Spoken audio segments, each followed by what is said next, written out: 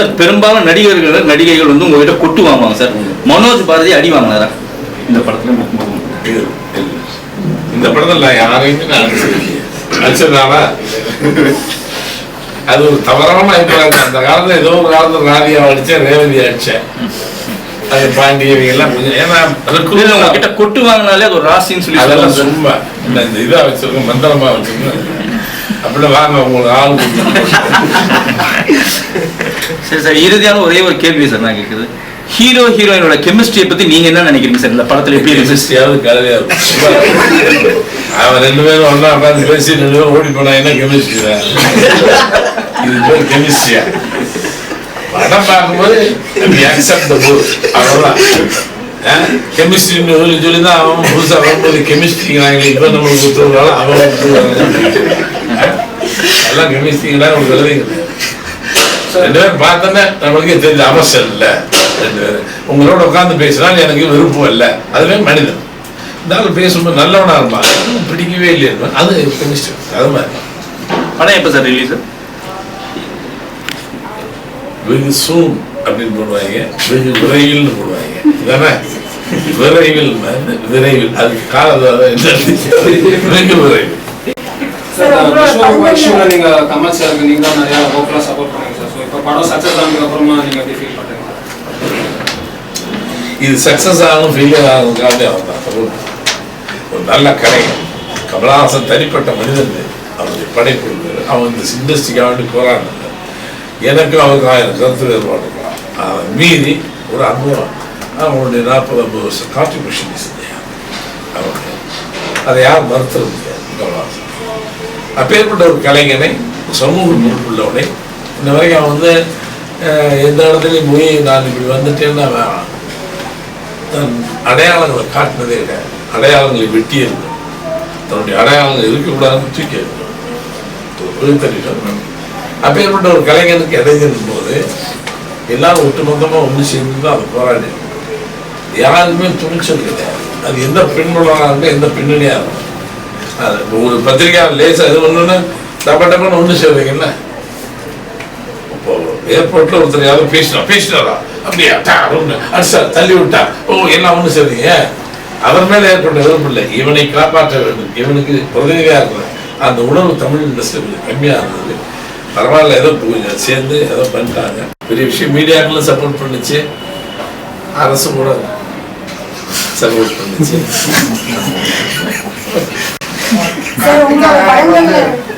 கார்த்திகா நாயர் வந்து பார்த்ததுக்கு அப்புறம் இப்படி ஒரு ரோல் பண்ண முடியும் அப்படின்னு யார் வேணாலும் இந்த ரோலையும் பண்ணலாம்னு அந்த காலம் வந்து எனக்கு இல்லைன்னு ராதியாவை யாராவது ஹீரோயினா போடுவாங்க. அந்த காலத்துல நீங்க பாக்க ராதியா வேற யார் வேணுமானாலும் நடிகராக எனக்கு கான்ஃபிடன்ட். ஏன்னா நான் தான் நடிகனாகவும் வந்தேன். பட் எனக்கு பெரிய மூக்கு, சின்ன கண்ணு, இது ஒத்துக்கிறாதுங்கிறாங்க. இந்த சினிமாவில் எவன் வேணாலும் நடிகராகவும் சேலஞ்சில் ஐ டிட் சோ ஃபார்.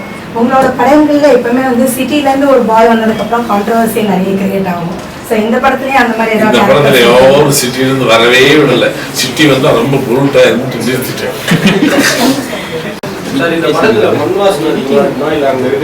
சமூக மூட நம்பிக்கைகள் எதில் அதிகமா இருக்கு? ஜாதி ஒரு பிரச்சனையே கிடையாது. நீங்களா ஏற்படுத்திட்டு ஜாதி பிரச்சனை. படம் பார்க்கும்போது கிழக்கே ஊரில் ஜாதி பிரச்சனை ஏன் தெரிஞ்சா பார்த்தீங்களா? பார்த்துருக்கீங்களா? கிழக்கு ஊரில் பிறந்தீங்களா? அப்ப தெரியாது, பிறந்திருக்க மாட்டேன்னு நினைக்கிறேன். பார்த்தியா, கிழக்கே ஊரில் நீ பிறகு கிழக்கே ஊரில் நீ பிறந்துட்டா இல்லை நீ இல்லையா? ஆமா, நீ முதல்ல தெரியாத நின்று விளையாட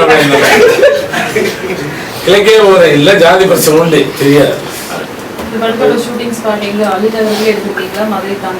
அள்ளிநகர் மதுரையில எல்லாம் ஊரே இல்லை, இப்ப எல்லாம் டவுன். இனிமேல் வில்லேஜ் கண்டுபிடிக்க முடியாது. நான் காட்டிய எந்த கிராமம் இனிமேல் இது ஒரு பதிவு மாதிரி தான். கிழக்கே ஊராகட்டும், மண்வாசலே ஆகட்டும், கிழக்கு சீமை ஆகட்டும், 14 ஆகட்டும், நாளைக்கு வருது 14 பாருங்க. சினிமா சூழல் பண்ணியிருக்காங்க. ஃபேண்டாஸ்டிக். 40 காலத்தில் அப்படி ஒரு படமே இல்லைன்னு சொல்ல போறீங்க. நானே பார்த்து அழுதுட்டேன். சாதாரண கூரையில் புதியாப்புல எவ்வளோ கூரை காட்டேன். மழை பெஞ்சா தண்ணி சுட்டு சுட்டுன்னு நீங்கள் பார்த்தீங்கன்னா முதல் மேலாம் சுட்டு சுட்டு தண்ணியெல்லாம் காட்ட முடியாது. கூரையே இல்லை, எல்லாம் பில்டிங்ஸ், எல்லாம் 2 வீலர்ஸ். சின்ன பிள்ளையெல்லாம் 2 வீலர்ஸ். எங்கே பார்த்தாலும் கார். புழுதி சாக்கடை ஓடின்னு அது கிடையாது. ஸோ அந்த கிராமங்கள் போய்விட்டது.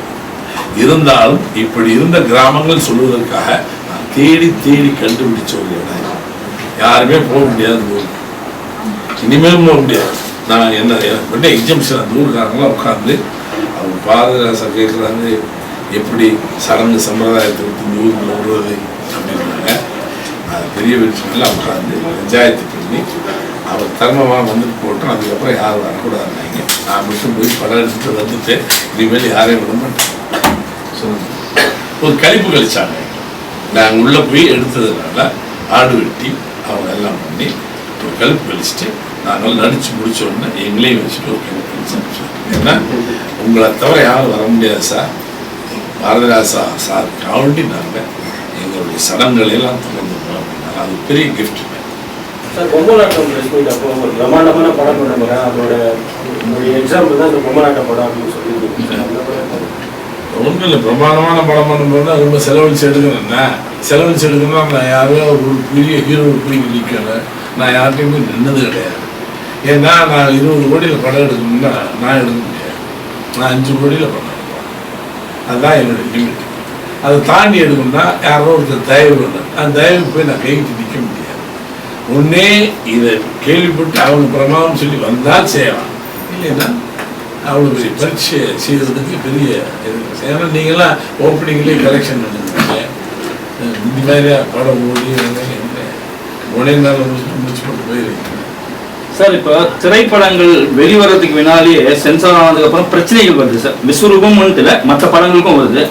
இதுக்கு என்ன சார் ஒரு இயக்குனராக நீங்கள் என்ன சொல்ல வரீங்க? அது எப்படி பண்ண முடியும் சார்? அதுக்கு வழி எதனா ஏங்க ஒரு கவர்மெண்ட்டும் ஒருத்தவங்க தணிக்கையான்னு பண்ணுவான். அதுக்கப்புறம் 4 பேர் சமூக அமைப்பில் ஒரு எழுத்தாளர், ஒரு சமூக பார்வையாளர், இன்னொருத்தவங்க 4-5 பேர் போடுறாங்க சோசியல் ஒர்க்கர். நீங்கள்லாம் பார்த்து இந்த சமூகத்தின் மேலே அக்கறை இல்லை 4 பேரும், ஒரு அம்மா, இன்னொரு சமூகத்தை சேர்ந்தவர், ஒரு பெரிய போலீஸ் ஐஏஎஸ் ஆஃபீஸர், இத்தனை பேர் உங்களை நிர்மாணிக்கப்பட்டது கவர்மெண்ட்டாக. அப்படியா? இது ஓகே. இதுக்கப்புறம் என்னத்துக்கு தகராறு? அப்போ கவர்மெண்ட் வீக்குன்னு சி நீ போட்ட சட்டத்தை நான் ஏற்றுக்கொள்ள மாட்டேன்னு சொன்னால் நான் சட்டத்திற்கு எதிரி இல்லையா? நீ போட்ட சட்டத்தை, அரசு போட்ட சட்டத்தை நான் அங்கீகரிக்கவில்லை. ஏன்னா நீ சட்டத்தை இது அரசுக்கு எதிரி. அப்புறம் அதை அடக்க முடியவில்லை என்றால் நீ யாரு?